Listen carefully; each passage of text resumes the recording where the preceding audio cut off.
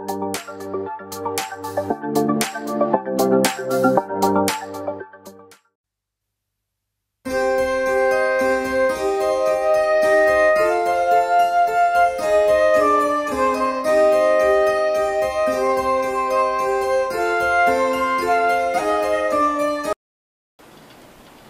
व्यक्ती मनानं खचून जातो तो आयुष्यातलं युद्ध किंवा आयुष्यातली स्पर्धा कधी जिंकू शकत नाही. मग कोणत्याही क्षेत्रामध्ये तो असू द्या, व्यवसायामध्ये असेल, नोकरी करणारा व्यक्ती असेल, हॉस्पिटलमध्ये उपचार घेणारा एखादा पेशंट असेल, रोगी असेल, परंतु त्यानं जर ठरवलं तरच तो ती स्पर्धा जिंकणार आहे. आणि बायबल सांगतं ही जी शर्यत जगभर सगळीकडे चालू आहे आणि या शर्यतीमध्ये तुम्ही देवाचे लोक आहात. तुमच्यामध्ये निराश अंतःकरण कधीच असू देऊ नका. सैतान पहिल्यांदा एखाद्या व्यक्तीला निराश करतो, हताश करतो आणि एकदा का तो निराश झाला की मग त्याला तो हरवतो. हरणारं अंतःकरण जर तुमच्याकडे असेल तर तुम्हाला सैतानाची पण गरज नाही. निराश अंतःकरण तुमच्याकडे असेल मग तुम्हाला शत्रूची पण गरज नाही. तुमचं अंतःकरणच तुमचं शत्रू आहे. आज ज्या मी देवाच्या वचनातनं पाहणार आहोत रेस, शर्यत, आणि ती शर्यत मला काही पण करून जिंकायची, काही पण होऊ द्या. जिंकणाऱ्या लोकाला या जगामध्ये डोक्यावर घेऊन नाचतात आणि हरणारा व्यक्ती याच्याकडे जग दुर्लक्षित करतो. आणि देवाला पण जिंकणारे लोक आवडतात. आमेन. कारण त्यानं त्याच्या लोकांना विजय दिलं. परमेश्वराचं नावच काय? यहोवा निसी, परमेश्वर आमच्या विजयाचा ध्वज. मग मी देवाचा व्यक्ती आहे, मी देवाचं लेकरू आहे. माझा देव जर विजयी आहे तर लेकरानं पण विजय असलं पाहिजे. आमेन. मग लेकरं जर लेचीपेची असतील तर त्या लेकरानं त्या बापाचं नाव कसं सार्थक ठरणार आहे? प्रभूची प्रार्थना तुम्ही आम्ही करता, तुझं नाम पवित्र मानलं जाओ. देवाचं नाव जर तुम्हाला या पृथ्वी तलावरती राखायचं असेल तर तुम्हाला ही जीवनाची रेस किंवा जीवनाची शर्यत तुम्हाला जिंकायची. एक वचन आपण वाचूया. करंथीकराचं पहिलं पत्र 9वा अध्याय आणि त्याचं 24 पासून 26 पर्यंत वचन आम्ही वाचणार आहोत. शर्यतीत धावणारे सर्व धावतात पण एकालाच बक्षीस मिळते. शर्यतीत धावणारे सर्वच धावतात पण एकालाच बक्षीस मिळतं. हे तुम्हाला ठाऊक नाही काय? हे तुम्हाला ठाऊक नाही काय? असे धावा की तुम्हाला ते मिळेल. तुम्हाला ते मिळेल. स्पर्धेत भाग घेणारा प्रत्येक जण सर्व गोष्टींविषयी इंद्रिय दमन करतो. ते नाशवंत मुकुट मिळवण्यासाठी असे करतात. आपण तर अविनाशी मुकुट मिळवण्यासाठी असे करतो. म्हणून मीही तसाच धावतो. पहिला मुद्दा, जो धावला तो संपला, जो थांबला तो संपला. जो व्यक्ती जीवनामध्ये स्टॉप घेतो, आणि स्टॉप घेण्याचं कारण काय? मला परिश्रम करायला नको, मला धावायला नको, लोक धावतात त्यांच्याबरोबर मला पळायला नको, त्याच्यापेक्षा जास्त मला परिश्रम करायला नको. आणि बायबल काय सांगतं माहिती का? सगळे धावत आहेत, तुम्हीच बिछाण्यामध्ये पडलेले आहात.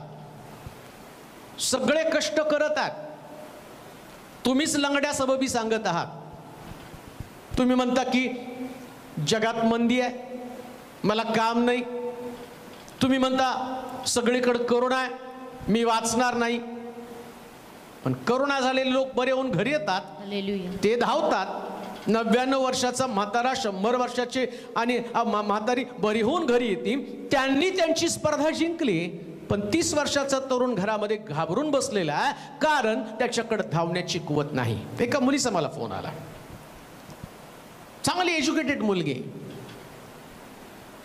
आणि तिची आई तिची समस्या सांगायला लागली. ती जेवत नाही, तिचं जेवण बंद झालेलं आहे. म्हटलं कारण काय? तिला असं वाटतं की नाही करोना मला पण होणार आहे, म्हणून ज्याही व्यक्तीला ती पाहती ती घाबरती आणि म्हणते की नाही आता करोना होऊन मी मरून जाणार आहे. इथंच तुम्ही स्पर्धा हरलेला आहात. प्रभू येशू ख्रिस्त स्वतः म्हणतो, अरे मरणात तुझी नांगी कुठे आहे? जर तुमचा ख्रिस्त मरणातनं विजयी झाला, मग तुम्हाला पण धावायचं आहे. आमेन. आणि कशासाठी धावायचं माहिती का? जिंकण्यासाठी. हालेलुया. एक रेस आहे, एक स्पर्धा आहे. या स्पर्धेमध्ये धावणाऱ्या व्यक्तीला किंमत आहे. आमेन. प्रेक्षकगृहामध्ये बसून टाळ्या वाजवणं हे तुमच्यासाठी काही नाव नोंदण्याचं काम करणार नाही. ग्राउंडवरती जो धावतो ना त्याच्याकडे ट्रॉफी असणार आहे. आणि बायबल सांगतं बक्षीस मात्र तुमच्याकडे असणार. आमेन. थांबू नका. जो आपल्या कुवतीकडं आपल्या ताकदीकडं पाहून नकारात्मक वातावरण तयार करतो. बऱ्याच लोकांना हरण्याचं कारण काय माहिती का? किंवा स्पर्धेमध्ये भाग घेण्याचं न घेण्याचं कारण काय? माझ्याकडं मी नकारात्मक दृष्टिकोनातनं पाहतो. मला असं वाटतं मी चांगलं धावू शकत नाही, मला वाटतं मी चांगलं गाऊ शकत नाही, मला वाटतं माझ्याकडे बुद्धी नाही शिक्षण घेण्यासाठी. व्यापार करणाऱ्या व्यक्तीला वाटतं मी नाही व्यवसाय करू शकत, मी स्पर्धेला तोंड देऊ शकत नाही. पण एक गोष्ट ध्यानात ठेवा, ज्या लोकांची विचारसरणी अशी आहे ते लोक जन्माला येतात, ठरलेल्या दिवशी त्यांचा मृत्यू होतो आणि ते कब्रस्तानमध्ये जाऊन पडलेले असतात. त्यांच्या कब्रस्तानच्या त्या पाठीवरती त्यांच्या जन्माची आणि मृत्यूची तारीख लिहिली जाते. पण जे रेसमध्ये धावतात त्यांच्या पाठीवरती त्यांनी केलेल्या पराक्रमाचं वर्णन केलं जातं.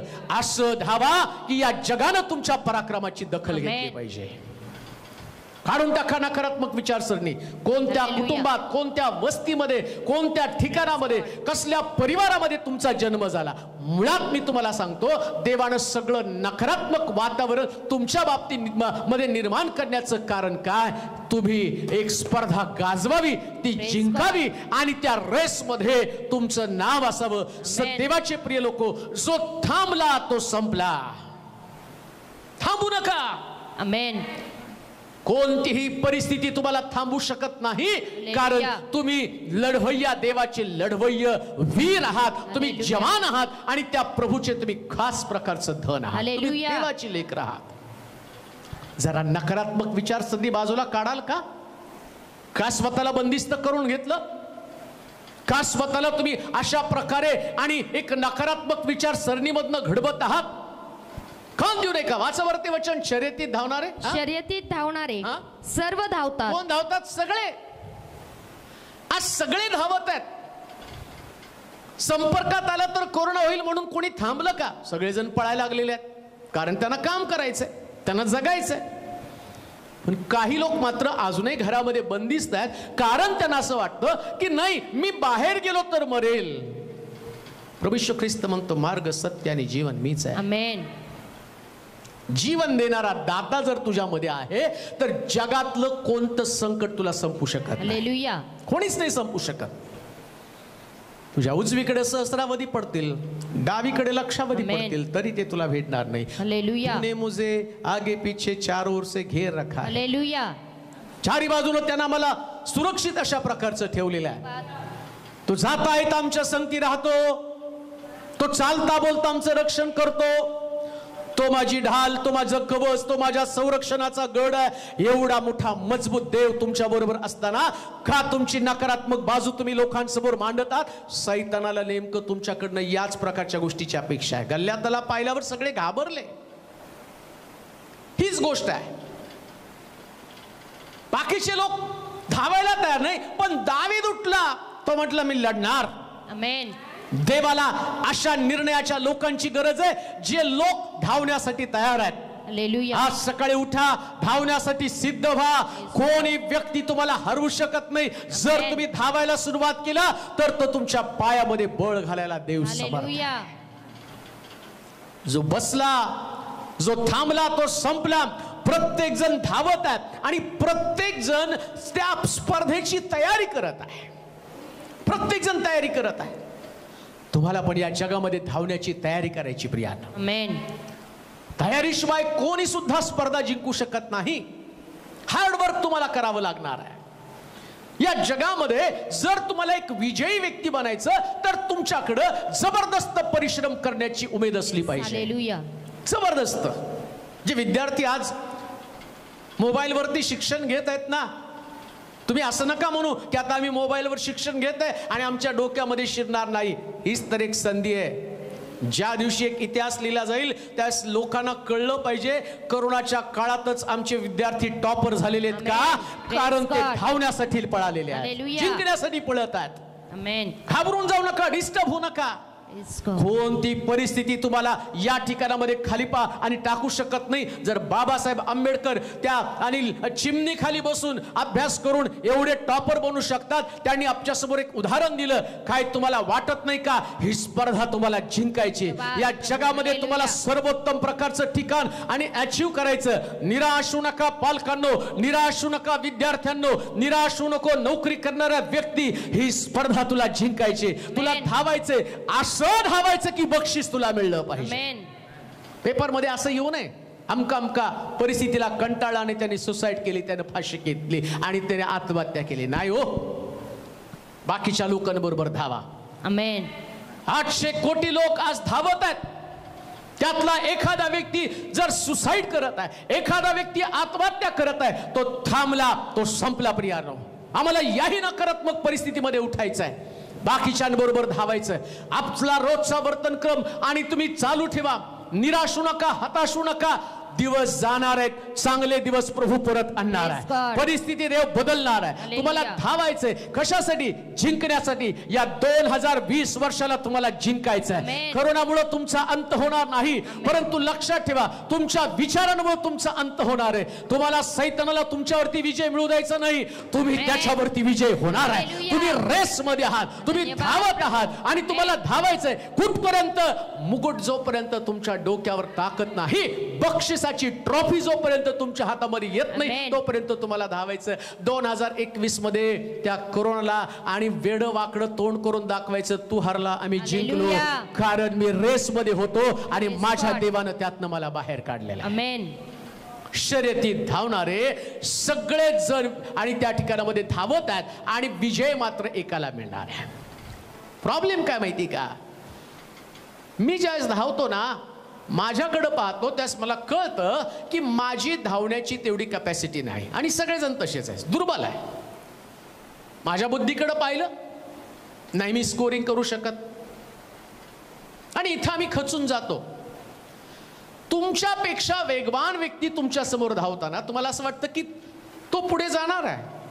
पण आजची गोष्ट मी तुम्हाला सांगणार आहे, होय तुम्हाला मेहनत करावी लागणार आहे, रोज तुम्हाला एक्सरसाइज करावी लागणार आहे. कारण तिथे लिहिलं काय, वाचा बरं त्या वचनामध्ये, शर्यतीत धावणारे सर्व धावतात, सर्व धावतात, पण एकालाच बक्षीस मिळते. एकालाच बक्षीस मिळतं हे तुम्हाला ठाऊक नाही काय? तुम्हाला ठाऊक नाही का? असे धावा, असे धावा की ते तुम्हाला मिळेल. सगळेच धावतात आणि सगळ्याला माहिती बक्षीस एकाला मिळणार आहे. आमेन. मग सगळ्यातल्या एकानं जर विचार केला बक्षीस एकालाच मिळणार आहे, तर मग काय होईल माहिती का? कोणीच धावणार नाही. Hallelujah, hallelujah. आता मी विचार केला बाकीच्यांबरोबर धावताना एकालाच बक्षीस मिळणार आहे, मी कशाला धावायचं? पण न जाणो कदाचित ते बक्षीस तुलाच मिळलं तर. आमेन. ते एक कोण आहे तुला कसं माहिती? तुम्हाला वाटतं नाही माझ्याकडे तेवढे धावण्याची कुवत नाही. अरे धावण्याच्या शक्तीकडे पाहू नको. एक वचन तुम्ही वाचा, उपदेशकाचं पुस्तक 9 अध्याय 11 वचन. हे वचन वाचल्यावर नक्कीच तुम्ही धावायला सुरुवात करणार, कारण तुमच्या शक्तीच्या पलीकडची एक शक्ती ती कशी तुमची मदत करते. वाचूया. मी परत येऊन भूतलावर आणखी पाहिले. भूतलावर आणखीन पाहिलं. तो वेगवान असं शर्यतीत यश व विरासच युद्धात विजयश्री मिळते असे नाही. काय? परत वाचा. मी परत येऊन भूतलावर आणखी पाहिले. या पृथ्वीवर एक गोष्ट आणखीन पाहिली. काय त्यांनी गोष्ट पाहिली? तो वेगवान असच शर्यतीत यश, जो जोरात धावतो त्यालाच यश मिळतं, व विरासच युद्धात, जो युद्ध आणि कसब ज्याच्या अंगी आहे, ज्यानं अनेक प्रकारच्या लढाया जिंकल्यात, तो युद्धवीर आहे, त्यालाच विजय मिळतो असं नाही. शहाण्यास अन्न व समंजसांनाच धन मिळते. समंजसालाच धन मिळतं आणि ज्ञानत्यावरच अनुग्रह होतो. ज्ञानत्यावरच अनुग्रह होतो असे नाही. असं नाही, तर सर्व कालवश व दैववश आहेत. का धावायचं माहिती का? मी माझ्या डोक्यात विचार काय करून ठेवला माहिती का? माझ्याकडं वेग नाही. मग कोण सांगितलं तुला? वेग असल्यावरच जिंकलं जातं. हालेलुया. शास्त्रात लिहिलंय तसं, मी माझ्या मनचं नाही सांगत. कोण सांगितलं? जो पराक्रम करणारा व्यक्ती, ज्याला आणि परीक्षेमध्ये 99% पडलेला व्यक्ती आणि सर्वोच्च शिखरावरती जातो, आणि ज्याला बुद्धिमत्ता कमी आहे आणि तो कुठंतरी हॉटेलमध्ये चपरासाचं काम करतो. कोणी सांगितलं? कोणी सांगितलं? बुद्धिमान व्यक्ती हा जगातलं सर्वोच्च ठिकाण मिळवतो, आणि ज्याला कमी बुद्धी आहे तो जगामध्ये एक सामान्य प्रकारचं जीवन जगतो. कोणी सांगितलं? या धनवानामध्ये, आज जगामध्ये धनवान व्यक्तीच टिकतो, तो दीर्घायुष्य होतो, आणि ज्याच्याकडे धन नाही, जो गरीब आहे, तो सामान्य जीवन जगतो. जर तुला देवाच्या वचनाची महती कळाली, आणि शास्त्र सांगतं सगळं काय कालवश व दैववश आहे. कालवश आणि दैववश म्हणजे सगळं काळाच्या स्वाधीन देवानं करून ठेवलेलं आहे. आमेन. म्हणजे काय हो? धनवानाला निर्धन करणं देवाच्या हातामध्ये आहे, आणि दुळीतनं काढून राजगादीवरती बसवणं पण हालेलुया. देवाच्या हातामध्ये. आता जर दाविदानं ठरवलं असतं, असा न तसा मी मठ्ठच मुलगा आहे, माझं डोकं शाळेमध्ये चालतच नाहीये, या जगात मला दुसरं काही काम येतच नाहीये, मग आपले मी मेंढरच चारत बसलेला बरं आहे. आणि मग इशयाच्या घरामध्ये शमूएल त्या ठिकाणामध्ये आल्यावर त्याला निरोप मिळाल्यावरती, आणि दाविदानं म्हटलं पाहिजे होतं, नाहीतरी आता एवढे माझे मोठे मोठे उंच देखणे भाऊ, ज्यांची शरीरयष्टी चांगली, ज्यांचं रूप सुंदर आहे, आणि त्याला नापसंत केल्यावर आता मला कशाला त्यांनी बोलवलेलं आहे? आणि मग त्यानं शर्यतीतनं माघार घेतली असते. पण त्याला ठाऊक आहे सगळे धावत आहेत, 7 जण धावत आहेत, मला पण धावायचं. कान देऊ नाही का? त्यानं आपल्या कुवतीकडे पाहिलं नाही. जर तुम्ही कुवतीकडे पाहाल तर तुम्ही निराश व्हाल, पण ज्या निर्मात्यानं तुम्हाला घडवलं, पाठवलं, त्याच्या ताकदीकडे आणि पाहाल तर शास्त्र सांगतं त्यानं मला घोड्याचं बळ माझ्या पायामध्ये दिलं. आणि म्हणून मी पाहतो 4 कुष्ठरोगी त्या ठिकाणामध्ये, आणि ते म्हणतात जर आपण जाऊ सैनिकांकडे जाऊ, त्यांनी जिवंत ठेवलं तर मरू, आणि नाहीतर आपण त्या ठिकाणात तलवारीने मरून जाऊ. आणि शास्त्र सांगतं ते उठले आणि चालू लागले. नुसतं ते उठून चालू लागले. शास्त्रात असं लिहिलं, परमेश्वरानं त्यांच्या पायामध्ये घोड्याचं बळ दिलं. आणि 4 कोडी चालत असताना असं लिहिलं, आरामाचा राजा घाबरून गेला. तो म्हटला मोठ्या सैन्याचा आवाज मी ऐकत आहे, मोठ्या सैन्याचा आवाज मी ऐकत आहे. देवाचे प्रिय लोक, इतकं कमजोर बनू नका की तुमच्या पायांच्या टापाचा आवाज निघून जाईल. उठून पळायला सुरुवात करा. असं पळा हे जग तुमच्या पायाचा आवाज ऐकून म्हणेल सैन्य आलेला आहे, सैन्य आलेला आहे, महायोद्धा आलेला आहे, विजयश्री घेऊन यायला आलेला व्यक्ती आहे. आणि म्हणून शास्त्र सांगतं सगळं दैववश व कालवश आहे. आमेन. दैववश व कालवश म्हणजे काय? सगळ्यासाठी देवानं समय ठेवलेला आहे. हालेलुया. काळ कालवश म्हणजे काळ ठरवणार आहे, आमेन. देव ठरवणार आहे. दोन्ही गोष्टी, काळ आणि वेळ, काळ वेळ आणि देव. देव ठरवणार आहे कुणाला पुढे जायचं. Praise God. आता त्या स्पर्धेमध्ये पळताना काय तुम्हाला तुमच्यावर पळणारे स्पर्धक तुम्हाला म्हणणार आहेत का रे पळ पळ माझ्याबरोबर पळ पळ? ते तुम्हाला वेडवाकडे दाखवणारे, हसणारे तुमच्याकडे बघून. कारण ते म्हणतात की जिंकणार तर मी. तुम्ही ती गोष्ट ऐकलेली आहे ससा आणि कासवची, ती कशाला तुम्हाला दुसऱ्याला सांगण्यासाठी गोष्ट आहे का? कोणतरी मूर्ख या गोष्टी आणि या गोष्टीचा विचार करेल का? ससा आणि कासव या दोघांची रेस लागली.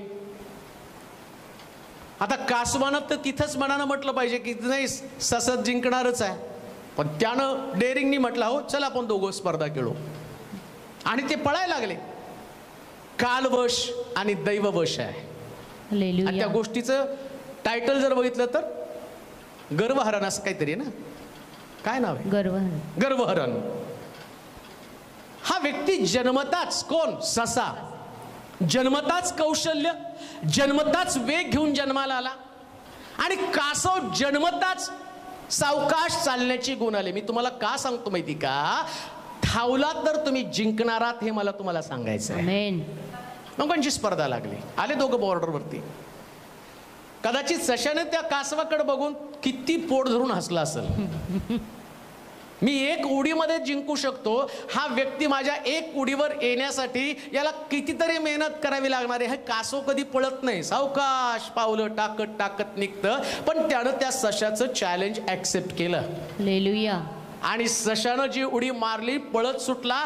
खूप अंतर पार केल्यावर त्याला एक सुंदर जागा सापडली, तिथलं गवत काढलं आणि तो म्हटला की आता थोडासा आराम करू. झाडाच्या सावलीमध्ये ससा निवांत झोपला. कासवानं नाही म्हटलं पाहिजे, माझ्या दृष्टीच्या पलीकडे तो गेलेला आहे, आता मला धावण्यामध्ये काय अर्थ आहे. मी पोचण्याच्या अगोदर तिथं तो पोचलेला असेल, बक्षीस त्यानं मिळवलेलं असेल, पण त्याला ठाऊक आहे शर्यतीत धावणारे सर्वच धावतात, मला पण धावलं पाहिजे. आणि तो धावत राहिला, धावत राहिला. ससा मात्र म्हटला नाही मी जिंकणारच आहे, नाही मी जिंकणार आहे. लक्षात घ्या, नाही मी जिंकणार या भावनेनं जो झोपतो तो हरतो, पण जो व्यक्ती कष्ट करून पुढे जातो, बायबल सांगतो तो जिंकतो. त्याच्याच आणि त्याच्याच गळ्यामध्ये विजयश्री पडली जाती. देवाचे प्रिय लोक, असं धावा की बक्षीस तुम्हाला मिळेल. आमेन.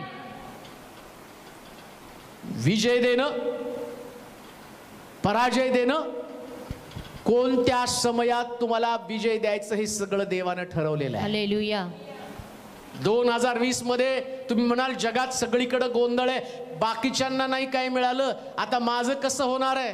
तुम्ही स्पर्धा हरलेला आहात, पण न जाणो जगावरती हे अरिष्ट येण्यामागे देवाला तुम्हाला विजय द्यायचा असेल, हालेलुया. तुम्हाला काहीतरी कर्तृत्व करून दाखवायचं असेल. आमेन.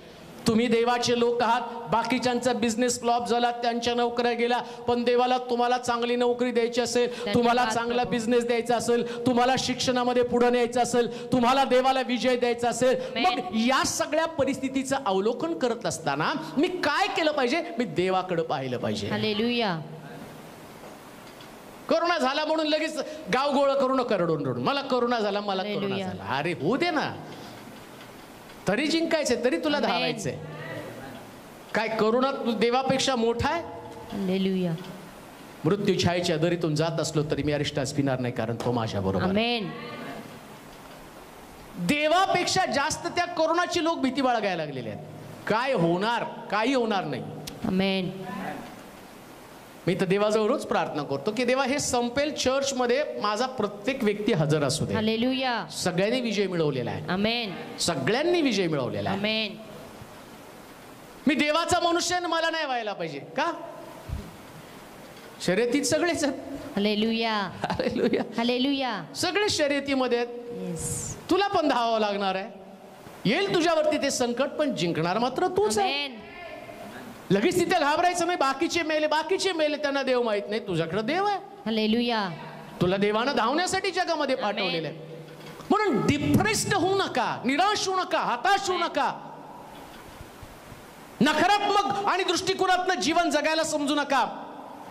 ससा झोपी गेला, त्यानं कासवाला दुय्यम लेखलं आणि कासवानं स्वतःला दुय्यम लेखलं नाही, सशानं दुय्यम लेखलं. हालेलुया. कोण जिंकतं माहिती का, जो स्वतःला कधीच दुय्यम लेखत नाही. आमेन. तुमच्याकडे जर तुम्ही जर स्वतःला तुच्छ लेखलं की तुम्ही हारणार आहात. सशानं जरी त्याला दुय्यम लेखलं ना, पण कासवानं स्वतःला दुय्यम लेखलं नाही. तो म्हटला तुला जेवढं पळायचं तेवढं पळ. हालेलुया. त्याच वेगामध्ये मी तुला हरवणार आहे. हालेलुया. मला वाटतं उपदेशकाच्या पुस्तकात परत जा बरं. मी परत येऊन हा? भूतलावर हा? आणखी पाहिलं, तो वेगवानासच शर्यतीत यश व वीरासच युद्धात विजयश्री मिळते. जो वीर आहे त्याला विजयश्री मिळते असे नाही. शहाण्यास अन्न व समंजसास धन मिळते. शहाण्याला जेवायला मिळतं असं आहे का? नाही. मग तुम्ही रस्त्यावर जा, वेडे तुमच्यापेक्षा चांगलं खातात, लोक त्यांना देतात. आणि आम्ही आमची विद्वत्ता घेऊन घरामध्ये बसतो तर आम्हाला कोण भाकर पण आणून देत नाही. प्रश्न उरतो हे कोण? देव तो करतो. आमेन. आता तर त्या वेड्यांवर लोकांचं जास्त फोकस झालं. पकडतात, त्यांची दाढी करतात, आंघोळ घालतात, त्यांना चांगले कपडे घालतात. आणि आमचे शहाणे विद्वान लोक आहेत ते आणि ठिगळं लावून कपडे घालतात. त्यांची कोणी दाढी पण करत नाही, त्यांची कोणी कटिंग करत नाही. शास्त्रात तर लिहून तेच ठेवलेलं आहे. शहाण्याला अन्न व समंजसांनाच धन. जे समंजस आहेत, समंजस लोकांना जर तुम्ही बघितलं, मी परवा त्या टीव्हीवरती फेसबुकवर एका व्यक्तीला पाहिलं. तो म्हटला मी ऑक्सफर्डच्या 2 डिग्र्या घेऊन आलेले आहेत, पण अंगावरचे कपडे फाटके होते, रस्त्यावरती भीक मागत बसला. आणि त्याला विचारलं हे का? मला जॉब मिळाला नाही, एवढ्या डिग्र्या मिळून पण. आणि 4थी पास मोठमोठ्या कार घेऊन एम्पला कार घेऊन फिरतो का? कारण तो धावत होता. Amen. हा धावला नाही, हा थांबला. जर तुम्ही थांबला तर तुम्ही रस्त्यावर पडणार आहात, पण जर तुम्ही पळाला एक दिवशी तुम्ही त्या कार मधनं फिरणार आहात. हालेलुया. पळत राहा. आमेन. विद्यार्थी आहात, पळत राहा. सेवक आहात, सेवेमध्ये पळत राहा. Praise God. त्यांच्या चर्चमध्ये एवढे लोक आहेत, मला तेवढं ज्ञान नाही, मला वचन सांगता येत नाही, माझ्याकडे तेवढी बुद्धिमत्ता नाही, माझ्याकडे एज्युकेशन नाही. तुला कोणी सांगितलं एज्युकेशन असल्यावरच तू चांगलं बोलू शकतो? तुला कोणी सांगितलं तुझी भाषाच प्रभावी असेल तर तुला चांगले उपदेश लोकांना समजतील? बायबल सांगतं तू मुख उघड म्हणजे मी ते भरेल. आमेन. आणि ज्यास पवित्र आत्मा येतो ना, मग पवित्र आत्मा या पेत्रावरती आला. हालेलुया. अंगात माशाचा वास येणारा पेत्र 3000 लोकांचं तारण करू शकतो. हालेलुया. रेसमध्ये तो होता. शर्यतीत धावणारे सर्वच धावतात. 11 प्रेषित पळत होते, पण एकाच्या मीटिंग मध्ये 3000 लोकांचा बाप्तिस्मा झाला नाही. पण या असणाऱ्या कासवाचा, या सामान्य पेत्राच्या हालेलुया. उपदेशाचा परिणाम काय झाला? बायबल सांगतं 3000 लोकांचा उद्धार त्याच्या मेसेज मध्ये आमेन. झाला, त्याच्या संदेशामधनं झाला. धावण्यासाठी लागती जिद्द आणि तुमचा देवावरचा विश्वास. तुमच्याकडे किती पैसा आहे? वाचा बरं धन. शहाण्यांनाच अन्न, शहाण्यांना अन्न व समंजसांनाच धन मिळते, समंजसालाच धन मिळतं, आणि ज्ञानत्यावरच अनुग्रह होतो, ज्ञान त्यावरच अनुग्रह होतो असे नाही. असं नाही. तर सर्व सर्व कालवश व दैववश आहे. सगळं काही काळाच्या हाती आहे आणि देवाच्या हाती आहे. आमेन.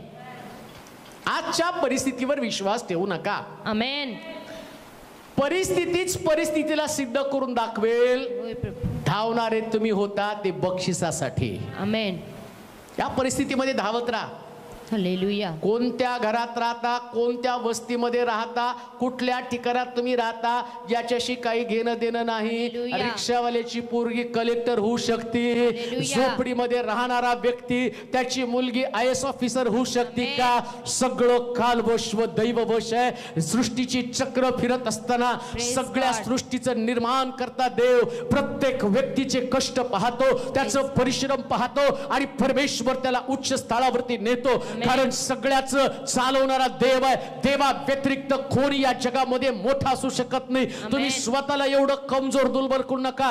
जेवढी ताकद देवानं तुम्हाला दिली तेवढ्या ताकदीनिशी धावत राहा. जेवढं ज्ञान तुम्हाला दिलं तेवढ्यानिशी धावत राहा. तुमच्या वेगाचा विचार करू नका. वेगवान देव तुमच्या बरोबर आहे, धन्यवाद सामर्थ्यशाली देव तुमच्या बरोबर आहे, जो तुमच्या पायामध्ये आणि बळ घालणारा देव तुमच्या बरोबर आहे. म्हणून पवित्र शास्त्र सांगतं जे देवाच्या हातामध्ये म्हणून तुम्हाला धावायचंय. आमेन. का सगळ्यांना धावायचं माहिती का? धावणाऱ्यात कोण व्यक्ती विजय होणार आहे त्यांना माहितच नाही. ते वेगावरती विश्वास ठेवायला लागलेले आहेत. हालेलुया. फार आवडतंय मला हे. बक्षीस द्यायचं ते ज्यानं स्पर्धा लावली त्याच्या हातात आहे. हालेलुया. या जगातल्या स्पर्धेंचं तसं नाहीये. पळता पळता जो जिंकेल त्याच्या हातामध्ये. याचा अर्थ असा पण नाही मी रडत खडत पळेल. तुम्हाला तुमच्या ताकदीनं पळावं लागेल. आमेन. 35% पास होतो तेवढंच जोरात पळ, तेवढीच मेहनत कर. आमेन. तिथून पुढं तुला कुठल्या हुद्द्यावर कोणत्या जागेवरती न्यायचं, कोणतं मुकुट तुला द्यायचं देवाच्या हालेलुया. हातामध्ये आहे. पण त्याच्यात तुला मेहनत करता आली पाहिजे. आमेन. काही डोकं चालत नाही. एखादं छोटंसं किराणा मालाचं दुकान टाकलं असेल ना, तुला मोठा व्यापारी करण्यासाठी त्याच्यातच कष्ट करावं लागणार आहे. आमेन. आता जी तुझी छोटी नोकरी आहे ना, दाविदाकडे छोटी नोकरी होती. गुरं चारण्याचं, घरातली गुरं घेऊन चारत होता. त्यानं त्याचं म्हटलं नाही माझं भविष्य सगळं संपलं. दाविदाच्या जागी मी असतो तो म्हटलं असतं आई बापाला शिव्या दिल्या असते. त्यांना सगळ्यांना कॉन्व्हेंटला टाकलं आणि मला महापालिकेच्या शाळेत टाकलं आणि मग बघा आता मला बकऱ्या चारायला लावलेल्या आहेत. काय तुम्ही माझं भविष्याचं नुकसान करून टाकलं. दावीद तीच ताकद घेऊन मेंढरं चारायला लागला. हालेलुया. परिणाम काय झाला? 8 भावंडात 1 भावंड. आमेन. जो तसाच विश्वास ठेवून शास्त्र सांगतं तो नित्य देवाची आराधना करत होता, आमेन. वाद्य वाजून देवाची स्तुती करत होता. हालेलुया. त्यानं कोणाला दोष दिला नाही. पवित्र शास्त्र सांगतं देवानं त्याला जय दिला, उच्च आमेन. पदावरती तो गेला. रेस तुम्हाला जिंकायची प्रिया. आमेन.